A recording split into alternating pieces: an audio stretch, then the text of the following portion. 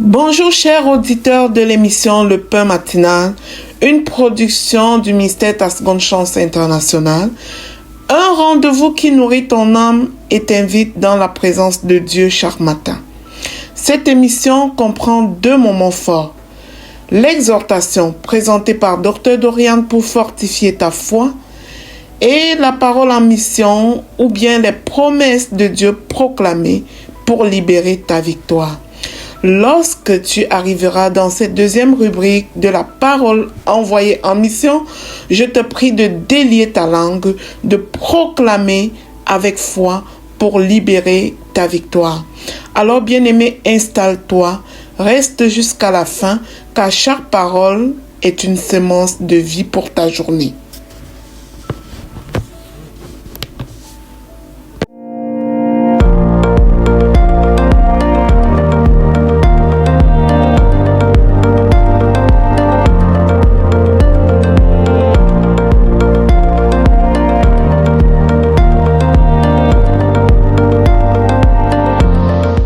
Bonjour chers serviteurs audacieux, bienvenue dans la rubrique exhortation de l'émission Le Pain Matinal.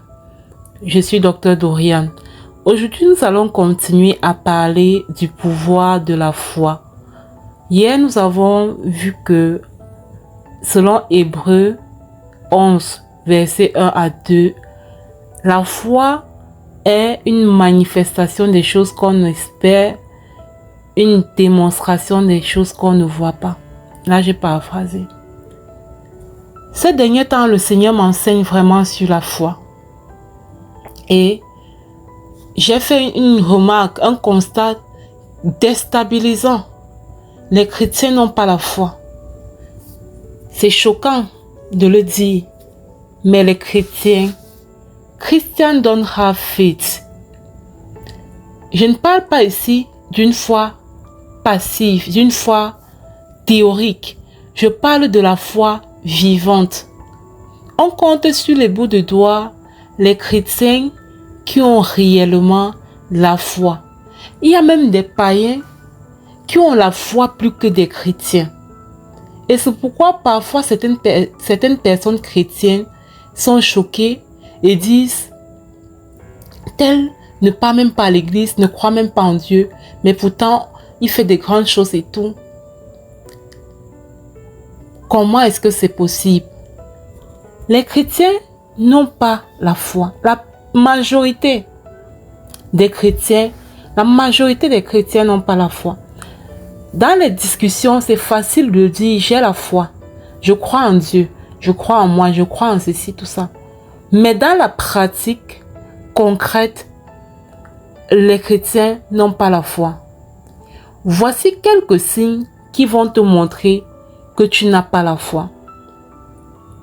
La première chose, quand tu es une personne qui se lamente trop, une personne qui se plaint trop, une personne qui est toujours en train de se plaindre de X ou de Y, qui est toujours en train de se plaindre de ce qui se passe dans sa vie. Je ne dis pas que nous ne sommes pas appelés à communiquer, à dialoguer avec des proches de ce que nous vivons.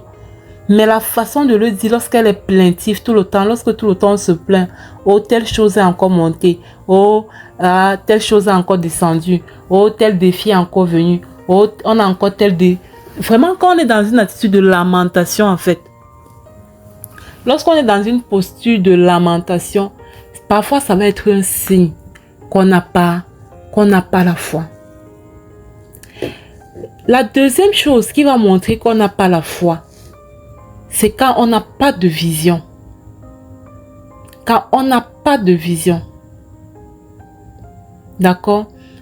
Une personne qui n'a pas de vision, c'est une personne qui n'accomplit rien.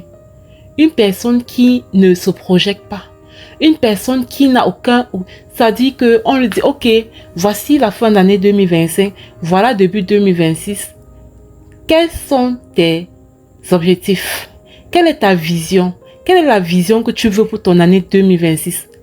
La personne n'arrive pas à se projeter. La personne n'arrive pas à se voir en train de faire ci ou ça. Pourquoi? Parce qu'il y a un manque de foi.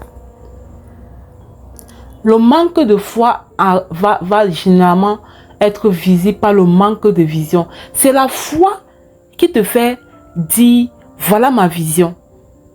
Ma vision en 2026, c'est de construire une maison. Ma vision en 2026, c'est d'ouvrir mon entreprise et de faire tel chiffre d'affaires. Ma vision en 2026, c'est de consolider l'unité ou l'union dans ma famille. Ma vision en 2026, c'est de faire telle chose, telle chose, telle chose, telle chose. Maintenant, quand on n'a pas la foi, on n'ose pas la vision. Parce que intérieurement, il y a quelque chose qui nous dit qu'on ne va pas pouvoir accomplir cette vision. Alors pourquoi avoir une vision si au final on ne va pas l'accomplir? Donc c'est un manque de foi. Et un autre signe qui va montrer que tu n'as pas la foi, c'est si tu es une qui se voit toujours inférieure. Si tu as un problème d'estime de soi, un problème de confiance en soi, parfois ces problèmes-là sont nés des blessures que tu as vécues dans l'enfance. Des choses qu'on t'a dit. On t'a dit que tu étais ci, que tu étais ça. On t'a collé des étiquettes. On t'a dit que tu n'étais pas capable, que tu n'étais pas importante, que tu n'étais rien. On t'a humilié, on t'a rejeté, on t'a dénigré, on t'a rabaissé. En fait, toutes ces choses sont venues comme casser ton identité. Sont venues biaiser ton identité. Et à un moment donné, tu commences à te voir selon en fait ce que tu as vécu. Maintenant, la foi intervient dans la mesure où le jour où tu apprends que tu n'es pas tout ce qu'on a dit de toi, tu n'es pas ces étiquettes, tu n'es pas ce que tu as vécu, et que maintenant à côté, tu as une identité nouvelle, qui est ton identité de base, celle créée par Dieu. Tu vois qu'il te faut la foi. Aïe, aïe, aïe. Il te faut la foi pour faire le transfert de perception. C'est-à-dire qu'il te faut la foi pour changer la perception de toi qui était blessée pour passer à la perception de toi restaurée. Parce qu'en réalité, il n'y a pas un médicament qu'on te donne pour que tu sois restauré ou pour que ton intelligence soit renouvelée. C'est la foi. C'est la foi au fait que la moi d'hier qu'on disait que j'étais ci, ça. En fait, c'est pas moi. Voici ce que je suis. C'est la foi en ton identité telle que prévue par Dieu. C'est une foi, c'est quelque chose. La foi, en fait, c'est un mystère, en fait. C'est un mystère, c'est quelque chose qui est mystérieux. On ne comprend pas comment ça fonctionne, mais tu as la foi, tu as la foi. Tu n'as pas la foi, tu n'as pas la foi. Donc, c'est quelque chose qui est mystérieux. Donc, il faut une dose de foi pour croire que tout ce qu'on a dit que tu étais hier, en réalité, tu n'es pas ça ou tu n'es plus ça. Tu voilà qui tu es vraiment. Il faut la foi pour croire que tu n'es plus ce qu'on a dit que tu étais hier et commencer à avoir une nouvelle conception de toi. Il faut la foi. Il faut la foi. Il faut la foi. Donc, demain, nous allons encore continuer sur le thème de la foi. Le Seigneur m'a beaucoup parlé de ce thème en cette fin d'année. Tellement. Et il m'a fait réaliser que beaucoup parmi nous, nous n'avons pas la foi. Il m'a fait réaliser que beaucoup parmi nous, nous parlons beaucoup de la foi, mais nos foi sont, c'est-à-dire que sont tellement quasi inexistantes en fait. Voilà. Donc, si tu n'as pas encore téléchargé l'application Le Pain Matinal, c'est le lieu de le faire. Et si tu nous écoutes depuis YouTube, abonne-toi, va aussi télécharger l'application et n'hésite pas à nous laisser un témoignage afin d'édifier d'autres personnes. Que Dieu te bénisse abondamment. Shalom, shalom.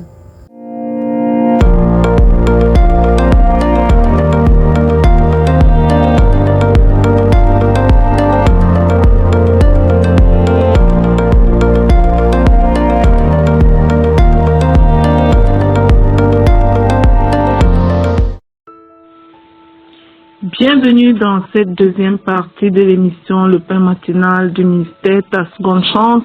Ici Lina pour la parole proclamée, déclarée et envoyée en mission. Bien-aimés, comme vous le savez, nous sommes au 7e point du protocole pour briser le cycle du manque, briser le cycle de la pauvreté. Aujourd'hui, je vais t'inviter à ordonner la libération financière avec moi. Tu dois ordonner ta libération financière avec moi. Nous nous baserons sur le verset suivant. Il dresse devant moi une table en face de mes ennemis. Ce verset du Psaume 23 est une déclaration de puissance, de souveraineté et d'autorité. Dieu ne te cache pas de l'ennemi. Il te prépare une table devant lui. C'est ce que dit sa parole. Cela signifie que ta victoire n'est pas secrète. Ta victoire est publique, visible et incontestable. Ton ennemi verra ta victoire. Dans le domaine financier, cette table représente ton héritage, tes ressources, ta provision et les opportunités que Dieu a assignées à ta vie. Pour marcher dans cette dimension, il ne suffit pas de le souhaiter, bien-aimé, il faut ordonner. Je dis qu'il faut ordonner. Jésus n'a jamais prié timidement. Quand il parlait au vent, aux maladies, aux démons et aux situations impossibles, il parlait avec autorité. La prière avec autorité n'est pas une prière violente. Elle est une prière de conviction, une prière alignée, légale, qui fait que le royaume répond à la voix d'un héritier. Tu es une héritière, tu es un héritier, mon bien-aimé. Ordonner ta libération financière, c'est dire à haute voix ce que Dieu a préparé pour toi et déclarer que cela doit se manifester. C'est reprendre ton héritage des mains du manque, de l'esprit de pauvreté, reprendre ton héritage du retard accusé, reprendre ton héritage de l'oppresseur spirituel. C'est refuser de vivre en dessous de ton identité. Tu es un roi, tu es une reine. Tu ne pries pas pour survivre, tu pries pour régner. La table est dressée par l'Éternel, notre Dieu. Il est temps de t'asseoir comme une reine, comme un roi devant cette table. Allons ensemble, allons proclamer et déclarer cette réalité pour pouvoir la manifester. Je proclame et je déclare. Répète après moi, bien-aimé, avec autorité. Je proclame et je déclare que Dieu dresse devant moi une table de provision en face de mes ennemis parce que ma victoire est publique au nom puissant de Jésus-Christ. J'ordonne maintenant la libération de toutes mes ressources bloquées par l'ennemi.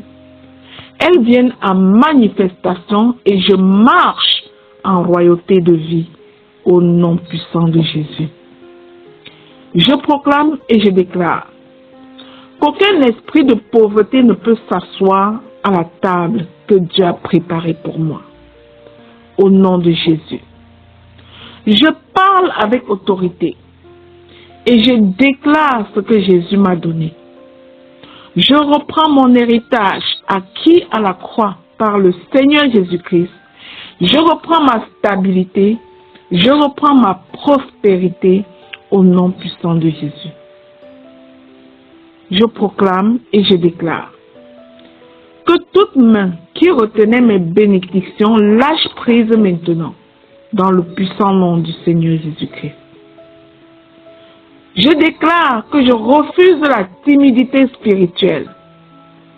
Je me tiens comme héritier du royaume et j'agis en tant qu'héritier du royaume. Au nom puissant et glorieux de Jésus-Christ. Je déclare que mes finances sont alignées à ma destinée et que cela se met en mouvement vers moi maintenant, au nom de Jésus. Je déclare que ce que Dieu a ordonné pour moi se manifeste sans délai dans ma vie personnelle, dans ma famille, dans mes entreprises, au nom de Jésus. Je proclame et je déclare que je récupère les opportunités perdues. Les portes fermées se rouvrent par la puissance dans la main du Seigneur. Je proclame et je déclare que ma voix crée un déplacement dans le monde spirituel et un vent de faveur se dirige à ma direction au nom de Jésus. Je proclame et je déclare qu'aujourd'hui, je m'assois à la table dressée par l'Éternel mon Dieu et j'entre dans mon abondance au nom puissant de Jésus-Christ. Je proclame et je déclare que mon Dieu est avec moi et je ne manque de rien. Je suis escorté par la grâce dans le puissant nom du Seigneur Jésus-Christ. Toutes les malédictions générationnelles sont brisées au nom puissant de Jésus-Christ. Amen, amen, amen. Bien-aimé, si tu es béni par cette émission, le pain matinal du ministère Ta Seconde Chance, je te prie de t'y abonner. Surtout de partager la nouvelle de l'existence de notre application à 10 personnes autour de toi. Demande-leur de télécharger le pain matinal sur Play Store et de se laisser bénir au quotidien par cette émission dans le puissant nom du Seigneur Jésus-Christ. Amen, amen, amen.